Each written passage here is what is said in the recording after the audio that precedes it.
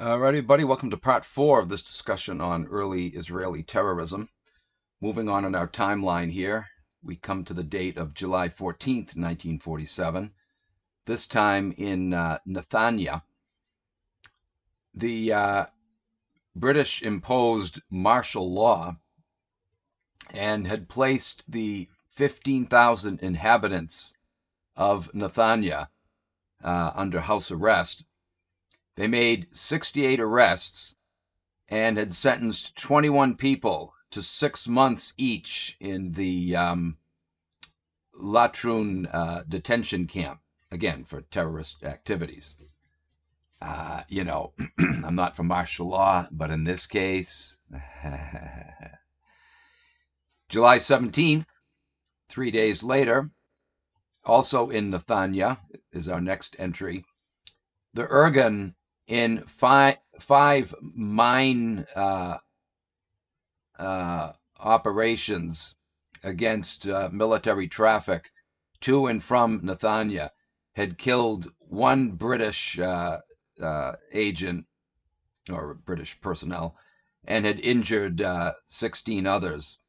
July 17th, again, also in Nathanya, mines killed a second British officer and injured 7 others.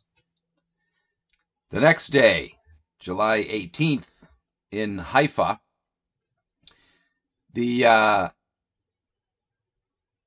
American-manned Haganah refugee ship Exodus 1947, formerly the President Warfield, as it was called, was escorted into Haifa by British naval units after a battle in which the American first mate William Bernstein and 2 immigrants were killed and more than 30 were injured.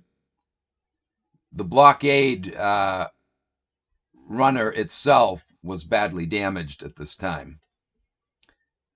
The remainder of the 4,554 passengers, the largest group of illegal immigrants to sail from Palestine in a single ship, were put aboard British prison ships for removal to Cyprus. It's a pretty large number. That's, almost 5,000. The American captain, Bernard Marx, and his men were arrested. Imagine that. The ship sailed from France. So look at that. You had tremendous assistance from Americana in the mass migration of... So, here we had a situation where the Brits were supposed to be our allies, right? And here we are assisting the Jews, the illegal immigration of Jews into Palestine while World War II was waging and was supposed to be, well, World War II was over by this time. But still, we had just fought as allies with Britain, right? They're supposed to be our buddies. And here we are. Well, the truth is, the British government itself was also against the British officers working in Palestine. But they were using the U.S. Hey, you do it. We can't do it. That won't look right. We're supposed to be opposed to this. So you guys do it for us. We don't care that you kill our own men. We do it all the time ourselves. That's really what was going on. But, from the perspective of the outside world looking in, people must have been shaking their head and wondering what the hell's going on here. How come the U.S. is violating these British laws? The British mandate, right? Anyway, the next day, July 19th, also in Haifa, is the next entry. Rioting, quickly suppressed, had broken out among the passengers of the Exodus 1947 that I just mentioned when they feared that they were to be returned to France. On that same day, in Jerusalem is the next entry.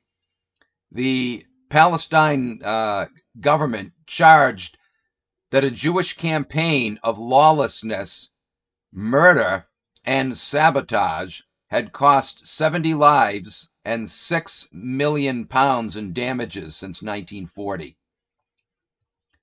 July 21st, also in Jerusalem, before officially admitting that 4,529 passengers of the Exodus 1947 who had been transferred to 3 British ships were being sent to Cyprus, or were not being sent to Cyprus, but back to France, the Palestinian, British-run Palestinian government took the precaution of first placing Jerusalem's 90,000 Jews under nightly house arrest. Can't blame them.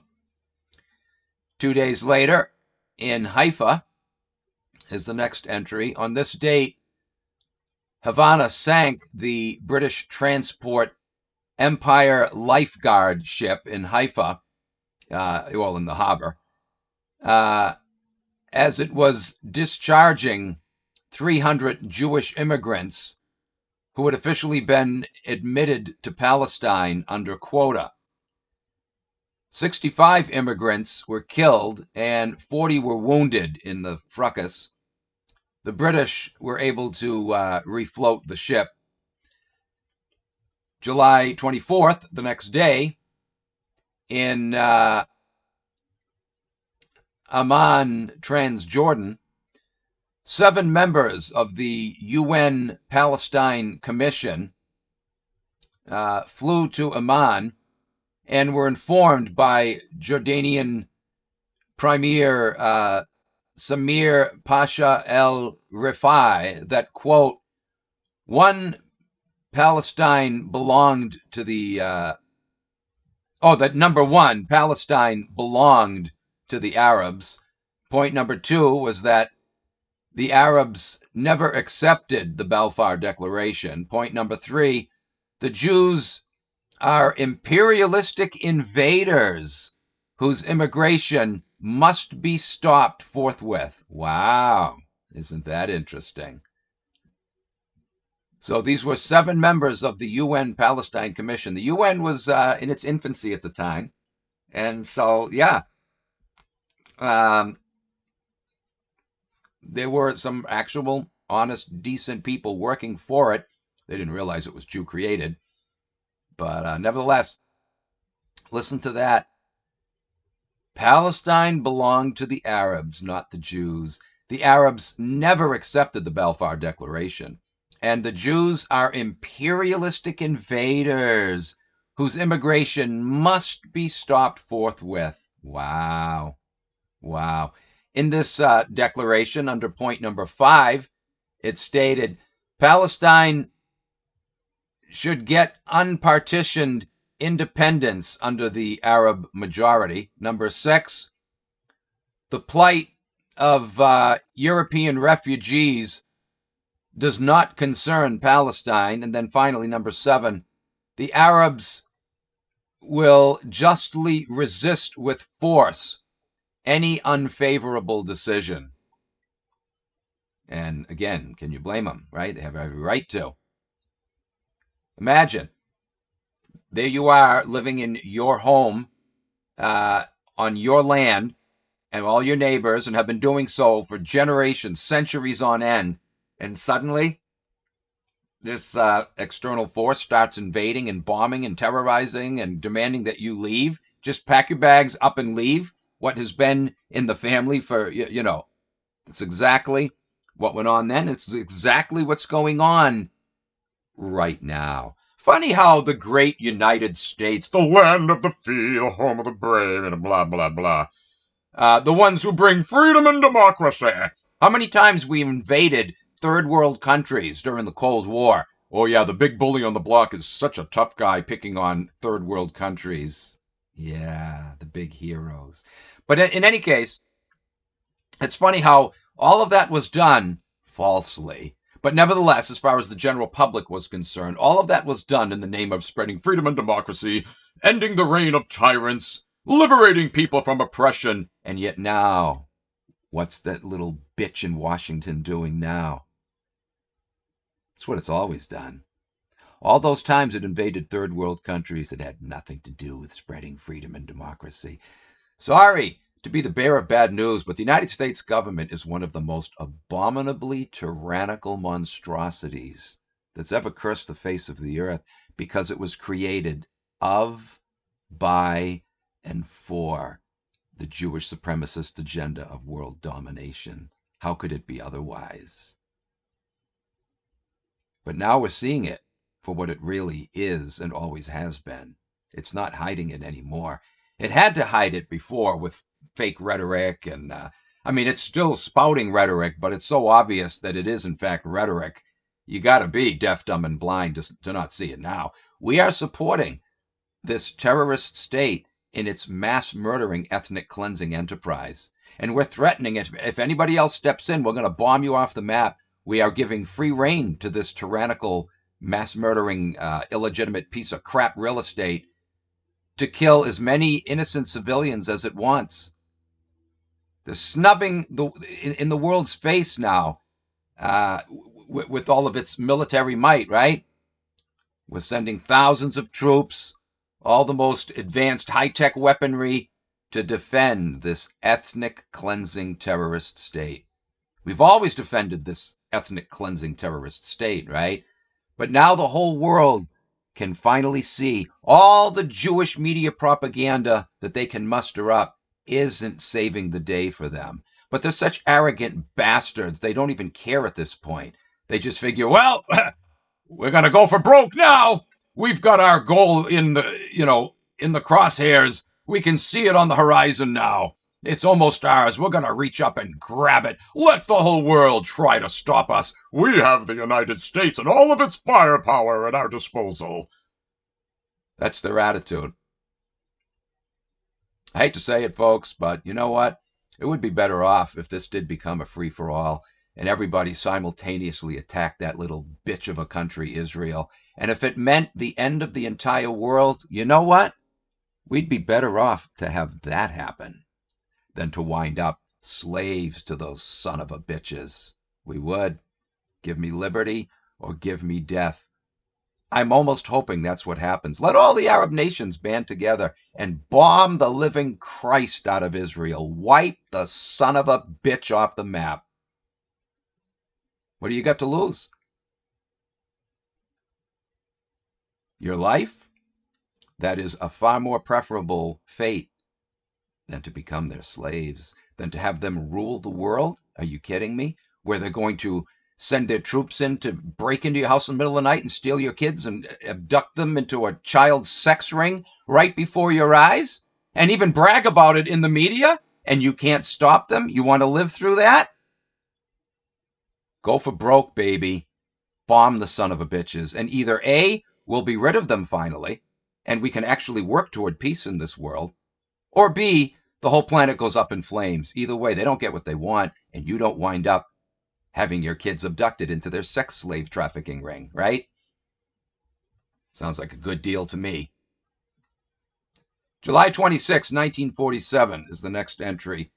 Jewish terrorists blew up the Iraqi Petroleum Company pipeline 12 miles east of Haifa and destroyed a Mount Carmel radar station, British run. July 26th, the same day, in Palestine, we have this entry. 2 British soldiers were killed by a booby trap near Jerusalem, raising the week's violence toll to 12 killed and 75 wounded by Jewish terrorists.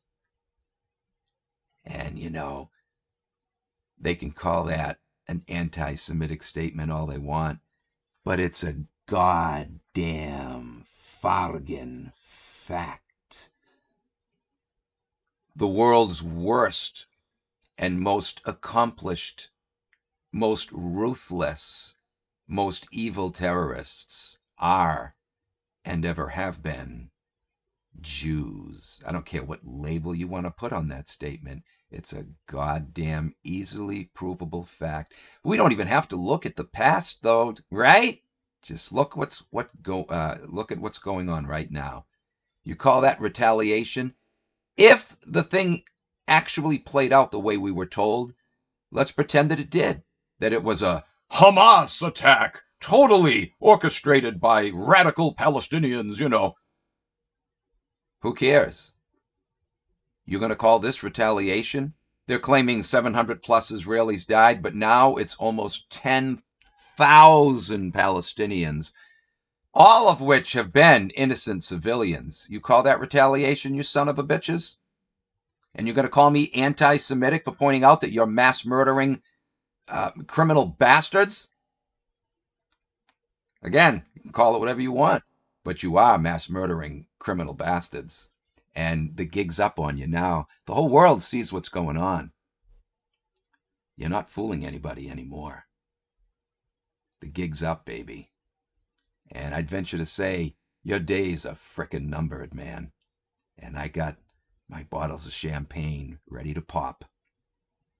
Oh, I'm really hoping that you're going to get what's coming to you, what you've been begging for thousands of years. And when that day comes and I'm popping my corks, we're all going to shout in unison, never again, you miserable bastards.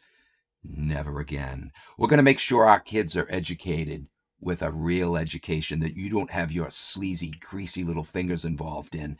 They're going to be taught how you bastards are liars and thieves and criminal monstrosities, that you're to be watched, whatever is left of you, that you're to be watched very closely. And the minute any indication is given that you're trying to engage in the same tactics, we'll come down on you like a lead hammer, baby. So keep it up, you little bastards. You're gonna get eventually. You do know that, right? You are gonna get what's coming to you. You can only get away with this for so long. You got too anxious, too excited with the whole COVID thing and now the bombing of the Gaza. You got too excited. Your lust and greed for wealth and power got too out of control. And now the world is looking on and finally realizing your little crybaby anti-Semitism, Holocaust bullcrap isn't working anymore. So in a way, we're kind of privileged to be living at a time where we will potentially be seeing thousands of years of effort on their part to build a system of tyrannical control such as never has been seen in the entire history of the world. They've come close to it before, but never actually achieved it. We're living at a time where we might potentially be seeing this goddamnable thing come to a grinding and eternal halt. July 26, 1947 is the next date in our list here. This event was in Palestine. Menachem Begin, leader of the Irgun terrorist group. Menachem Begin, who 30 years later said, I am behind all the terrorism in all the world. He was behind it in 1947.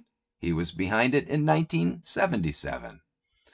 And those carrying on the torch for him today are still behind the world's terrorism.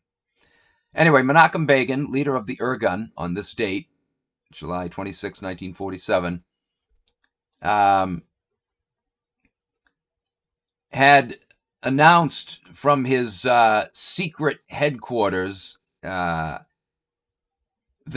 Haganah had planned the King David Hotel bombing in Jerusalem on July 22nd of 46, in which 91 persons were killed. He didn't just admit it, he boasted about it. He was proud of it. The whole world knew who this guy was, right? That he was an absolute goddamn terrorist, the head of Irgun. And yet, look what he became later, right? Look at the people they put up on a pedestal, the people they praise, they honor. Doesn't that tell you something?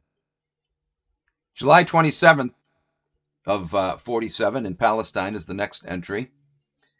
An ambush and mines cost the British 7 more casualties on that date. Excuse me.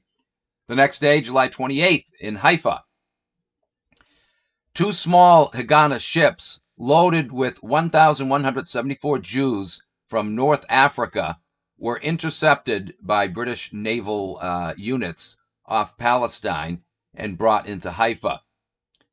The illegal immigrants were transshipped aboard British transports and taken to Cyprus. But like I said, it didn't matter, right? They no sooner arrived in Cyprus, in the front door, and there they were, a good many of them anyway, out the back door, back to frickin' Palestine the next day. July 29th, 1947, also in Palestine, the British authorities hanged 3 Irgunists in a Cree prison despite appeals from Jewish leaders. As always, Jewish leaders appeal. Let these people go. It doesn't matter that they're terrorists and are responsible for hundreds and even thousands of lives. Let them go because they're Jewish. That's the only defense they have. Let them go because they're Jewish. Not because they're innocent. They know goddamn well they're not innocent of the charges. But in their minds, they are innocent because they're Jewish. Jews cannot commit any crime. Against Gentiles, anyway. Against Jews, yes, unless they're self-hating Jews. But if they're loyal Jews, they can commit all the crimes they want against Gentiles, and in their mind, it's not a crime. Let them go. They're Jewish. They're only doing what they're expected to do as Jews, what they have the right to do. That's why you see this going on again and again all through the ages, right? Elite Jews always running to the defense of their Jewish minions doing their killings for them, right? And their terrorist bombings and whatnot. Let them go. Let them go. They're not committing any crime. They're doing exactly what God appointed for them to do, or what our Jewish heritage calls for them to do, right? The condemned, Meyer Nakar, Absalom Habib, and Jacob Weiss had fought in the Czech underground during the war. They were convicted of blowing up a Cree prison on May 4th and liberating 200 Jews, along with a few Arabs that snuck out in the process. And again, these were the ones that elite Jews wanted to be set free. Anyway, but you know, here the Brits were doing essentially what the Romans had done, right? They were hanging them for all to see, and good for them. But do you think that had any effect on them? No, the sons of bitches. They're such psychos, it inspires them all the more to engage in their horrific terrorist activities, just like during the insurrectionist period in the 1st century, right? The Romans would crucify scores, hundreds, sometimes thousands of insurrectionists in the public square for all to see and let them hang there on the cross for days on end. But do you think that stopped the problem? No. No, it caused it to increase all the more. Which is why the Romans finally said, screw this. They marched in and just sacked the whole goddamn city, right? Destroyed the temple because they knew that was the source of much of the trouble. Even though, you know, the scribes and Pharisees actually, for the most part, didn't want the insurrectionist movement to thrive, right? They were against it. The insurrectionists blamed a lot of what went on the Jewish leaders. The Jewish leaders, though, were the problem when it came to enslaving debt. That was the bank. So that's probably the main reason why the Romans did it, sacked the temple. Not that they necessarily believed that they were behind the insurrectionist thing. They did want to take that sucker down, though, because they knew it was responsible for all their economic woes, right? Anyway, the next date, July 29th of 47, this time in France, the 4,429 Exodus 1947 illegal immigrants mentioned a moment ago who had sailed from St. France on July 11th for Palestine, only to be shipped back by the British aboard 3 transports, as I mentioned, had refused to debark as the vessels had anchored off of Fort de Duoc in France. Only a few who were ill went ashore. The rest refused to leave the ship. The French government informed the refugees that they did not have to debark, but would be welcomed if they did. The transports were the Runnymede Park, Ocean Vigor, and the Empire Velour were the name of the 3 ships. Absolutely refused. And why? Because they were hardcore Zio pig bastard Jews who would settle for nothing less than Palestine. We're going to Palestine. And we have our elite Jew bankster buddies holding your heads over a barrel. So we'll just stay here until you finally realize you don't have a choice but to let us go back. That was their attitude, right? Because we own the money supply and we'll dry you up. You'll sink to the bottom by tomorrow morning if you don't give us what we want. Nah, nah, nah, nah, nah. Little childish, spoiled brat frickin'. Oh, guys, they need a boot in the teeth, let me tell you. They need a lot more than that, actually. Been getting away with this stuff way, way too long. July 30th, 1947, in Palestine. Irgun terrorists had announced that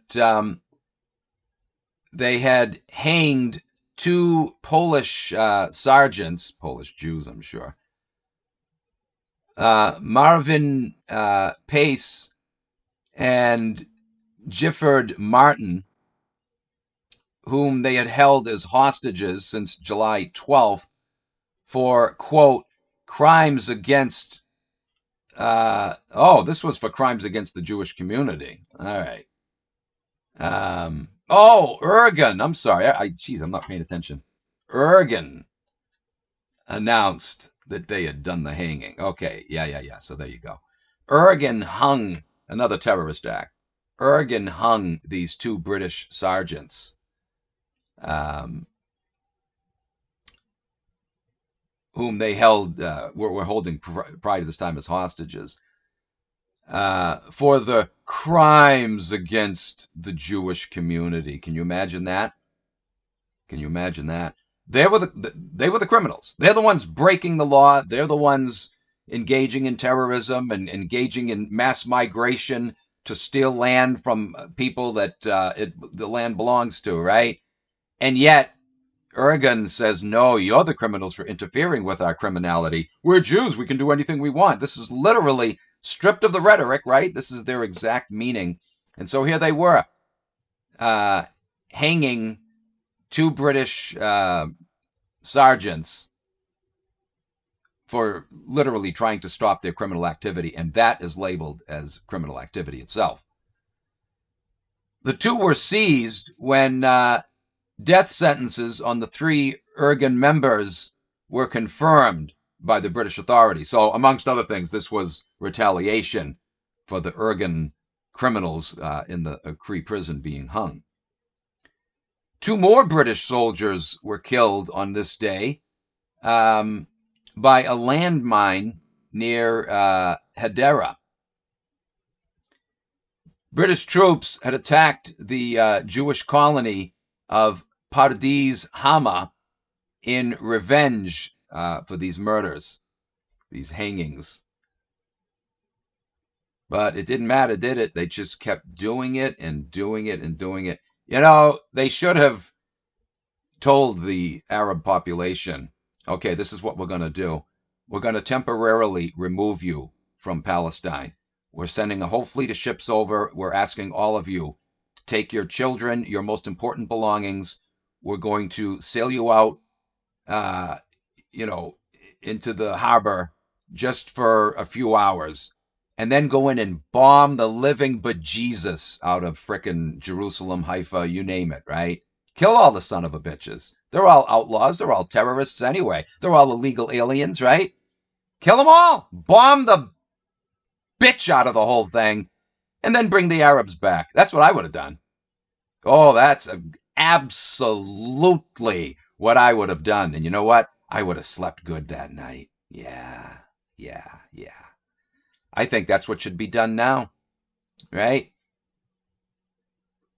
Have an international evacuation team go in there, take all of the Palestinians out, all of their important belongings, bomb the living Jesus Christ out of goddamn Israel, and then bring the Palestinians back.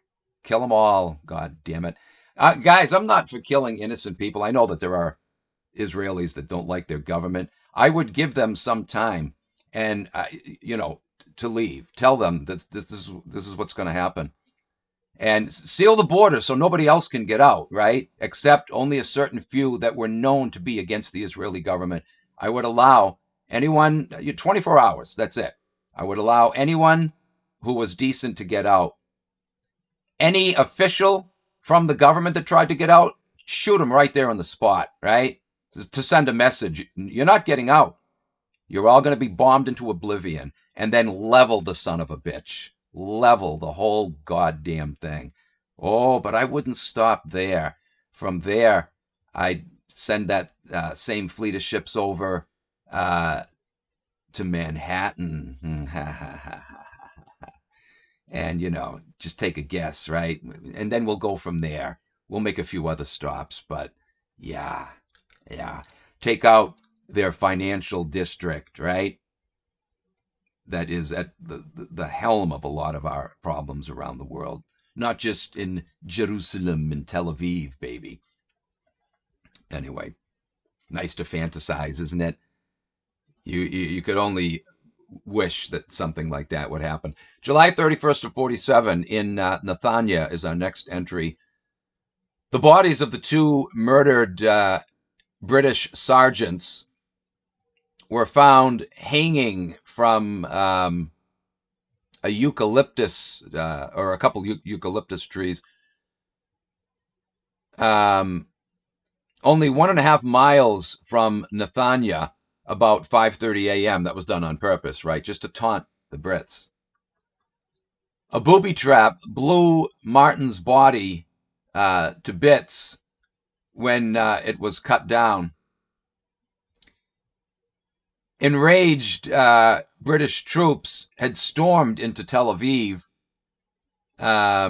wrecked shops, attacked pedestrians, and sprayed a bus with gunfire, killing 5 Jews, 2 men, 2 women, and a boy. Again, guys, see, this is what sucks. This is what I absolutely do not condone. Oh, I'm all for retaliation. But again, going after the right people.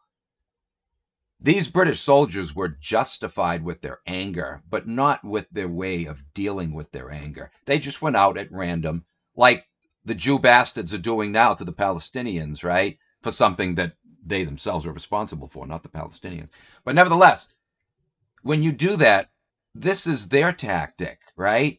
To go after innocent people. You can't tell me that this bus killing 5 people, 2 of which were women, and one of which was a child. Really? You're going to tell me that's retaliation? No, that's not retaliation. Come on now. I can understand their rage, right? Ah, let's kill them. But no. You have to have rage. Rage is a good thing, right? It's a self-defense mechanism, but not unbridled, uncontrolled rage. This is not acceptable. And that's what sucks. All through history, whenever we see retaliation against the Jews, almost without exception, it involved, shkata like this, right? Just going after mostly innocent civilian Jews and not the head of the snake, the real problem causers, the real bastards at the top. Anyway, the next entry, August 1st, 1947, in Tel Aviv. 33 Jews were injured in an anti-British riot at Tel Aviv during the funeral procession of 5 civilians killed by British soldiers on July 31st that I just mentioned. In Jerusalem, a Jewish terrorist attack on the British security zone in Rahavia was repulsed, with 1 attacker killed and 2 captured. On August 2nd, the next day, in Tel Aviv, the body of an unidentified Jew was found on a road near Tel Aviv. He was believed to have been kidnapped by men in British uniform 2 weeks earlier. Total casualties in Palestine since mid-July were 25 persons slain, 144 wounded. The dead included 15 Britons, 2 Jewish terrorists, and 8 civilians. Notice, more Brits were killed during this interim than Jews. Only 2 Jewish terrorists, 15 Britons. Anti-British slogans, swastikas, and dollar signs were painted onto British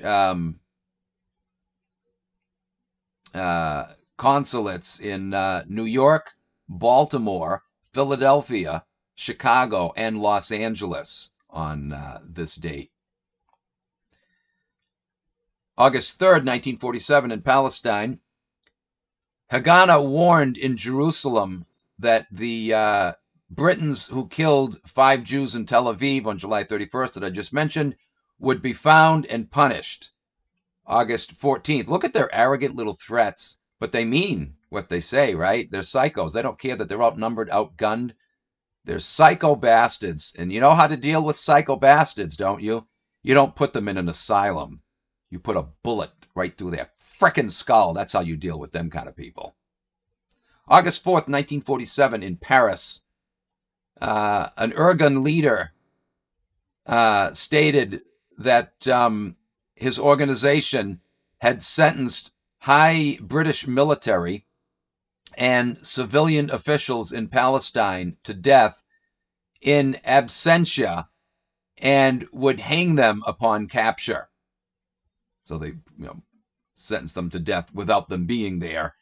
And now it's just a matter of time before we actually carry out the death sentence once we capture them. So just more of their, fear-mongering threats, right? But they're threats that needed to be taken seriously. Psychos don't just make threats to scare you, right? They fully intend to carry them out and will if they're not stopped. August 4th of 47, the same day in Palestine, British troops blew up a Jewish house in a Jerusalem suburb in which arms were found. Jewish terrorists had robbed Barclays Bank in Tel Aviv of $5,200, and a Haganah member was killed in the process. So there they go, robbing left and right to support their terrorist activities. August 5th of 47 in Palestine, striking at dawn, British security forces arrested 35 leading Zionists and sent them to the Latrun detention camp in an attempt to wipe out the Irgun leadership. In reprisal, Irgunists blew up the Department of Labor in Jerusalem, killing 3 British constables. Those arrested included Mayor Israel Rokash of Tel Aviv, Mayor Ovid Ben Ami of Netanya, Mayor Abraham Kremitsky of Ramat Gan, Arik Altman, president of the Radical Revisionist Party, Menachem Arber, leader of the Revisionist Youth Organization. Sounds like Hitler Youth. Berith Troubadour, which was outlawed. Max Kitzman, the youth organization was called Trumpeldor, which had been outlawed. So that's why this individual was captured. Max Kritzman, Dove Bella. Anyway, I don't need to go into these names. There were quite a few that were arrested, including David Stern, who was the brother of the late founder of the Stern Gang. All those arrested, except for the 3 mayors, were revisionists. Among many papers that were confiscated at this time was a correspondence from Soviet Russian agents in Italy and Bulgaria. And there were extensive plans mentioned in there to poison the water supply of the non-Jewish parts of Jerusalem with botulism, anthrax, and other bacteria.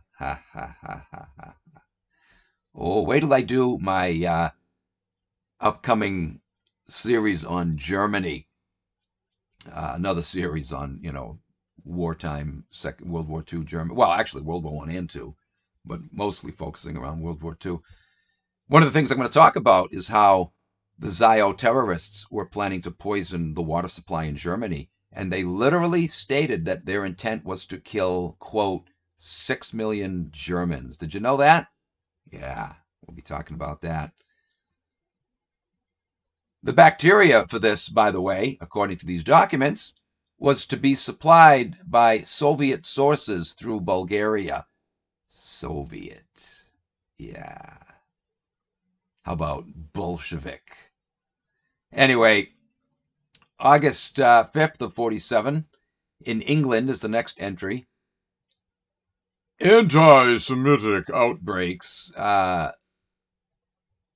had slackened after 5 days of rock throwing, window smashing, and other incidents, including daubing Jewish businesses with swastikas and numerous assaults on British Jews. Again, on the one hand, you can relate to their frustrations, right? Their anger against Jews in general. But that's the problem. In general, no. The people targeted here, again, were average Jews. Probably some of them were cheerleading what was going on in Palestine, right? But not all of them. And so, again, indiscriminate targeting like that, I will never, ever be in favor of that. Go after the ones responsible and show no mercy to them. Absolutely. But just indiscriminate random targeting of no. Absolutely not. I've run into people in the so-called truth movement, the so-called Jew-wise truth movement, like Christian identity whack jobs. And, I shouldn't say they're all that way. Most of them are. Most of the ones I've ever encountered are. Not all of them, though. There are some that are, level-headed. But most of them have that same attitude. Kill them all! It doesn't matter. They're Jewish. If they have Jewish last names, Jewish heritage, they're all evil. That, my dearly deluded friend, is the Jewish mentality. So congratulations. You have the same psychopathic, kill-em-all mentality that they have. But you think you're justified in that because you get it from the Bible, which somehow in your deluded state of mind you think is better than the Talmud and the Kabbalah. It's the same mentality from the same people, and you have it too. Anyway, these incidents occurred in Liverpool, Manchester, Cardiff in Wales, Leeds, London, and Birmingham as retaliations for the murder of the two British sergeants in Palestine. Again, I can understand them wanting retaliation, right? But it's just not how you do it. You don't randomly go after. It's sad. Doesn't say much about the intelligence nor the decency of humanity, right? When you see stuff like that go on, there's no intelligence involved there, no thought process, and no decency either. You are just as bad as the enemy, in fact, when you engage in carte blanche, kill them all retaliation. That's not retaliation. It's not. You can call it that, but it's not what it is. It couldn't possibly be. Retaliation is going after the bastards themselves and those higher up responsible who may not have been directly involved but were funding it and instigating it. That's retaliation, going after them directly. Or if you happen to see terrorists who might not have been directly involved in the thing you want to retaliate for, but you know they're engaging for a fact in the same activities, sure. Purge the world of people like that. They don't deserve life. But again, just to randomly target average citizens, Jews or otherwise, who had nothing to do, or at least you don't know that they had anything to do, and certainly didn't have anything to do with their women or children. Knock it off. Well, I shouldn't say women. Some of those women are involved. Sometimes they're just as evil as the men. But, just random on the streets, people on buses with their kids, knock it off, man. Anyway, 38 persons were arrested in Liverpool, but in the main, the British police ignored the rioters and permitted them to run their course. Sounds like BLM and Antifa, doesn't it? Anyway, August 8th of 47 in Palestine. By the way, those orders for police stand-downs probably came from the Zios right there in England, right? They wanted these acts of anti-Semitism to make it out to look like, again, the Jews are the victims in this whole thing. Anyway, August 8th of 47 in Palestine. The Bank of Sharon in Ramat Gan was robbed by Jewish terrorists of $8,000, again, to fund more of their terrorist activities, right? August 14th of 47 in Geneva. The UN Special Subcommittee on Palestine had returned to Geneva after a 7-day tour of DP camps in Austria and Germany. The tour took the group to Munich, Vienna, Berlin, and Hamburg. In Berlin, it heard reports on August 13th from General Lucius D. Clay, U.S. military governor. Clay testified that anti-Semitism is growing in is growing sharply among the ranks of the U.S. military units. The U.S. military zones of Austria and Germany, because of the violent, asocial, and criminal behavior of the Eastern European DPs, all of whom are Jewish. So again, you can understand the, quote, anti-Semitic sentiments, as long as, they're not going on rampages and targeting innocent civilians, in the name of so-called retaliation. Anyway, he recommended that these DPs be allowed to enter Palestine before some incident with American soldiers who had been beaten, robbed, and killed by Jewish DPs, which led to severe spontaneous reactions on the part of other soldiers. In other words, we don't want American soldiers to be targeted by these DPs, so let's send them to Palestine so they can attack more Brits over there. What the hell, man? How about round them up and shoot them in the head? His views were seconded very strongly by Sir Brian Robertson, Deputy British Military Governor. That's interesting. Must have been a little Zio puppet there involved with that fiasco. Anyway, August 15th of 47 in Palestine is the next entry. A mine derailed a Cairo-Haifa troop train north of Lida, which had killed the engineer, and Irgun terrorists claimed that the incident was part of its campaign to disrupt all of the Palestine rail traffic. So again, they proudly took credit for all this stuff. August 16th of 47 in Palestine, Arab Jewish classes brought death to 12 Arabs and 13 Jews, with all the fighting back and forth, along with heavy property destruction during this week in the regions of Jewish Tel Aviv and Arab Jaffa. Interracial strife was renewed on August 10th when Arabs killed 4 Jews in a Tel Aviv cafe in retaliation for the deaths of 2 Arabs in a Haganah raid in Fega 2 months earlier. So again, it's just tit for tat. You killed some of our civilians, we're going to kill some of your civilians. That's not justice. Sorry, it's not. Haganah responded to the Arab actions by bombing a house in an Arab orange grove near Tel Aviv, killing 11 Arabs, including a woman and 4 children. Yep, classic Jew action there. Oh, hooray, rah, rah, rah.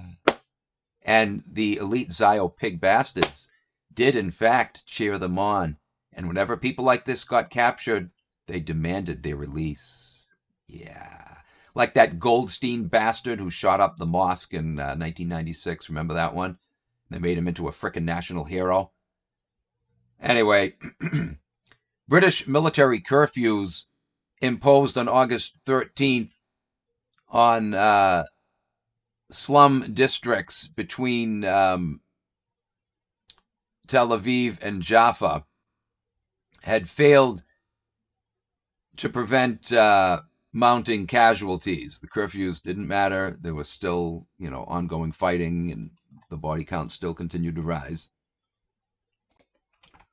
One British report determined that, quote, Jewish terrorists were beginning to attack Arabs wherever they found them because the Jews wished the Arabs to be driven out of Palestine entirely.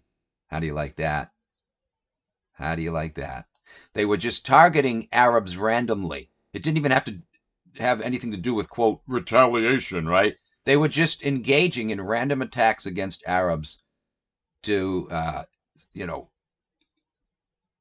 steal their land and to frighten other Arabs so they would leave out of fear of being killed likewise, just so they could steal their land. Right out of the Torah, right?